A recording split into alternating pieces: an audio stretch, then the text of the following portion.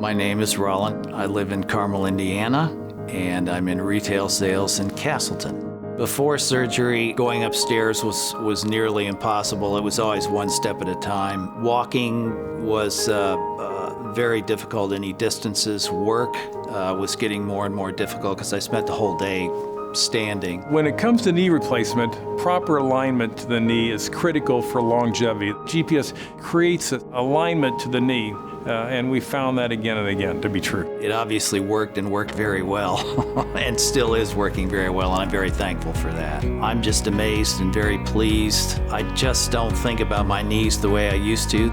As far as goal setting, it wasn't to run a marathon. It wasn't to be an Olympic athlete. It was to make me be capable of doing the things that I wanted to do. Now being able to go up the stairs and be with the grandkids and read stories and go outside with the dogs, those are some of my favorite things. I can participate in just about anything that I want to do. And now being able to walk the dogs and be with them outside and exercise them is just wonderful. It means the world to me.